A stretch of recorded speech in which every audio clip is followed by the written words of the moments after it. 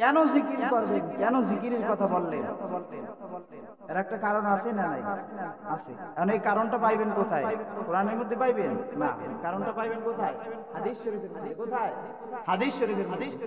قال رسول الله صلى الله عليه وسلم الشيطان جاثم على قلب ابن آدم فإذا ذكر الله خنس وإذا غفل وسوس أو كما قال النبي عليه الصلاة والسلام আল্লাহর পয়গম্বর জনাবে মুহাম্মদুর রাসূলুল্লাহ সাল্লাল্লাহু আলাইহি ওয়াসাল্লাম হাদিস শরীফের মধ্যে জানাইয়া দেন, শয়তান মানুষের কলবের মধ্যে নিবিষ্ট হইয়া থাকে। মানুষের কলবের মধ্যে শয়তান বাসা বানাইয়া রাখে। মানুষ যখন আল্লাহ তাআলার জিকির করা যখন শুরু করে দেয়, তখন শয়তান মানুষের কলব থেকে পালাইয়া যায়। তাহলে জিকির করবেন কিসের জন্য? শয়তানকে তাড়ানোর জন্য। কিসের জন্য? শয়তানকে তাড়ানোর জন্য। আল্লাহ তাআলা এই জন্যই বলেছেন, ইয়া আইয়ুহাল্লাযীনা আমানু যকুরুল্লাহা যিকরান কাসীরা ওয়াসাব্বিহুহু বুকরাতাম ওয়া আসীলা। হে ঈমানদারেরা, তোমরা অধিক পরিমাণে আল্লাহ তাআলার জিকির করো, সকাল সন্ধ্যা তার পবিত্রতা বর্ণনা করো। কার জিকির করার জন্য বলেছেন? জোরে কথা বলতে হবে। কার জিকির করার জন্য? আল্লাহর জিকির করার জন্য। তাহলে আজকে আমাদের সমাজের মধ্যে এই জিকির নিয়েও ভণ্ডামি আছে না নাই? কথা বল না, আছে না নাই? খাজা বাবার জিকির আছে না নাই? মাঝবান্ডারি বাবার জিকির আছে না নাই? সুরেশ্বরী বাবার জিকির আছে না নাই? ল্যাংটা বাবার জিকির আছে না নাই? ওরে আল্লাহ, কত প্রকার যে জিকির সেটা বলে আসলে বুঝাইতে পারবো না, ঠিক কিনা? ইউটিউবের মধ্যে দেখা যায় কিনা? ইউটিউবের মধ্যে কত প্রকার জিকির। এরপরে যে বাংলাদেশে আর একটা আছে যে বাউল বক্তা তাহিরি, আছে না না? যে কি এখন তো বিয়া বাড়ি, এরপরে বিভিন্ন পিকনিকে যে তাহিরির জিকির বাজেরা কি দয়ালের নামে জিকির করে, আবার ওটাকে আবার ও আবার ফতুয়াও দেয় যে আমি একটা জিকির করেছি, সেই জিকিরটাকে কাইটে নিয়ে আবার একটা গান বানাইছি। ওটা কি জিকির? ওটা জিকির নাকি বন্দামি? আরে বাপ রে বাপ, জিকির কি কলবটা পরিষ্কার করে বাবার নামে এমন সুন্দর ভাবে জিকির করে, শরীরের মধ্যে এত জোশ, মনে হয় যেন কি খাইছে আল্লাহ তাআলাই ভালো জানে। দেখলাম ভিডিওর মধ্যে, দেখলাম এমন ভাবে হাত মানে এমন এমন ভাবে কাঁপায়, শরীরের মধ্যে এত জোর যে কোথায় ভাই আল্লাহ তাআলাই ভালো জানে। গাঁজা খাইয়া নাচে নাকি মদ খাই নাচে আল্লাহ তাআলাই ভালো জানে। শরীরের মধ্যে বুড়া মানুষগুলাও এত নাচে, কেমনে নাচে আল্লাহ তাআলাই ভালো জানেন। আসলে এটা কি জিকির হইল নাকি জিকির নামে ভণ্ডামি? আল্লাহ কি বলছেন বাবার নামে জিকির করতে বলছেন নি? খাজা বাবার নামে কারণ আমি জিকির করতে বলে নাই, বলছি উযকুরুল্লাহা যিকরান কাসীরা, তোমরা অধিক পরিমাণে আল্লাহ তাআলার জিকির করো। জিকিরটা হবে তাহলে কার? আল্লাহর জিকির। তাহলে ওই যে জিকিরটা বলেছেন জাহির বাতি দাও বন্ধ করিয়া দিলের বাতি দাও জ্বালাইয়া নারী পুরুষ এক হইয়া যে নাচানাচি শুরু করে বাবার নামে যে জিকির করে, ওটা কি ভণ্ডামি? ওটা কি ভণ্ডামি? ওই ভণ্ডামি যেখানে দেখবেন ওখানে জুতা পিটা করবেন। জিকিরটা হবে কার জিকির? আল্লাহর জিকির। এখানে ওই যে হাক্কুর কাক্কু মাক্কু জিকির, ওটা বলতে কোনো হাদিস শরীফে কোনো কোরআনের মধ্যে ওরকমের জিকির নাই। ব্যক্তি কোনো জিকির নাই। জিকির হবে একজনের আল্লাহ। কার জিকির হইবে? আল্লাহ। হাদিস শরীফের মধ্যে এসেছে ক্বালা রাসূলুল্লাহ সাল্লাল্লাহু আলাইহি ওয়াসাল্লাম লা ইয়াকুদু কওমুন ইয়াযকুরুনাল্লাহা ইল্লা খাফফাতহুমুল মালাইকাতু ওয়া গাশিয়াত আলাইহিমুর রাহমাতু ওয়া নাযালাত আলাইহিমুস সাকিনাতু ওয়া যাকারাহুমুল্লাহু ফী মান ইনদা আও কামা ক্বালা an-নবী আলাইহিস সালাতু ওয়াস সালাম। হাদিস শরীফের মধ্যে এসেছে যখন কোন সম্প্রদায় আল্লাহ তাআলার জিকির করার জন্য বসে যায়, তখন ফেরেশতারা তাদেরকে সম্মান সূচক তওয়াফ করা শুরু করে দেয়। কাবা শরীফ যেভাবে আমরা তওয়াফ করি, যারা হাজী সাহেব ওয়াজ করতে গেছি কাবা শরীফ তওয়াফ করে কিভাবে যায়, কাবা শরীফের চারপাশে ঘোরে, ঠিক কিনা? যখন কোন সম্প্রদায় আমার আল্লাহ তাআলার জিকির করতে বসে যায়, তখন ফেরেশতারা তাদেরকে সম্মান সূচক তওয়াফ করতে থাকে, তাদের উপর রহমত বর্ষণ করতে থাকে, সাকিনা তাদের উপর বর্ষণ করতে থাকে।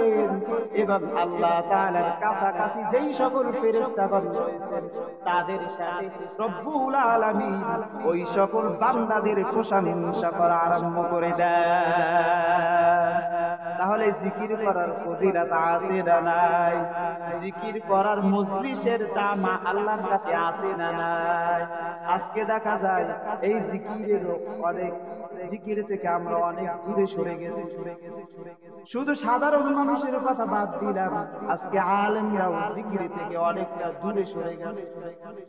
এই জন্যই দেখা যায় একজন আলেমের অন্তরের মধ্যে এত অহংকার কেন, এত আমল নাই কেন, শয়তানি ওয়াসওয়াসা হিংসুটে কথাবার্তা কেন? তার অন্তরের মধ্যে শয়তান বাসা বানাইয়া রাখছেন। কি বানাইয়া রাখছেন?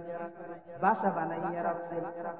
লিকুল্লি শাইইন সিকালাতু ওয়া সিকালাতুল কুলুবি যিকরুল্লাহি ওয়া মা মিন শাইইন আনজা মিন আযাবিল্লাহি মিন যিকরুল্লাহ।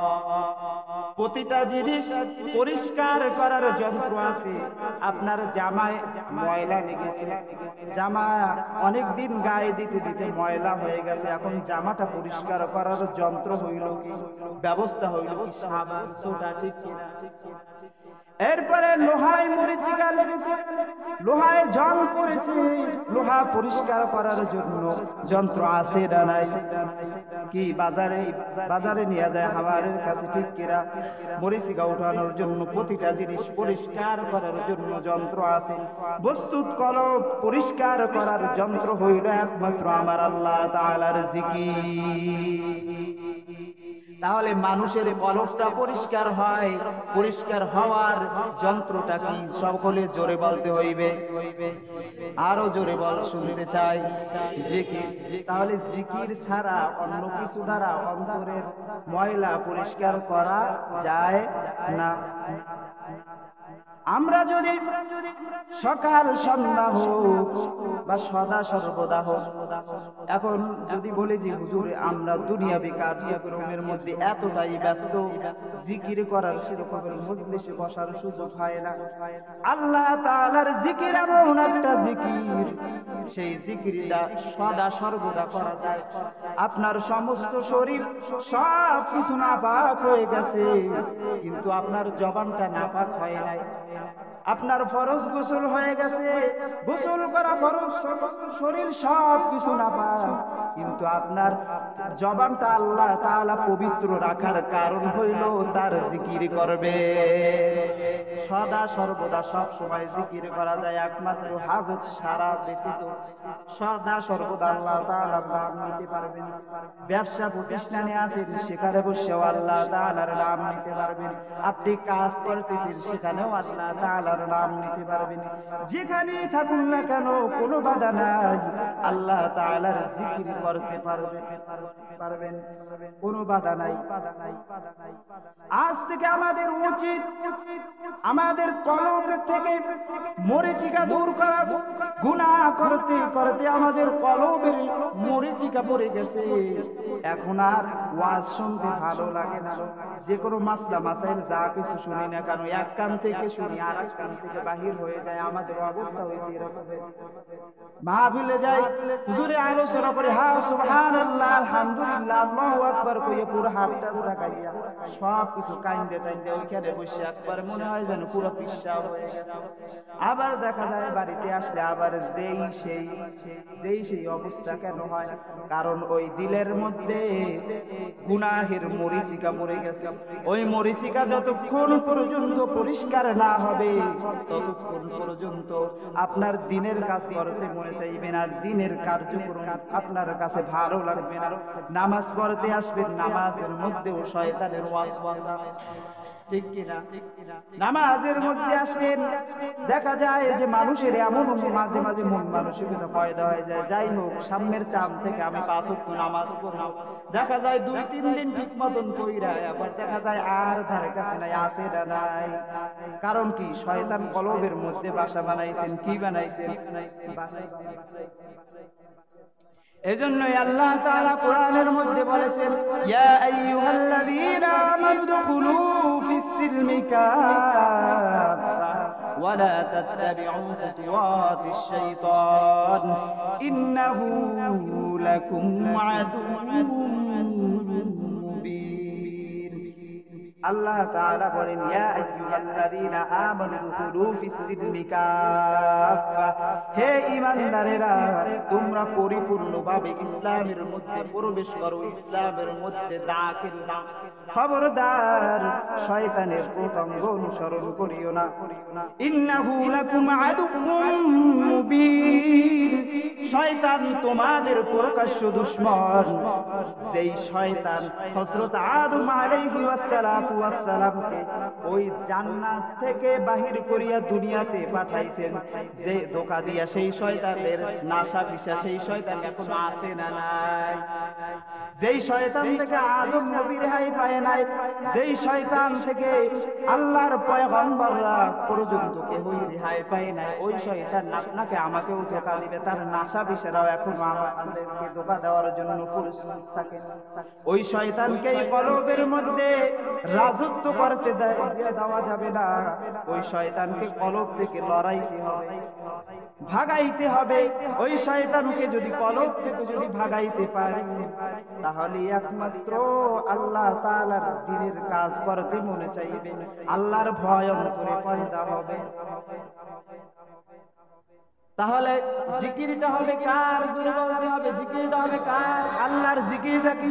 লা ইলাহা ইল্লাল্লাহ, লা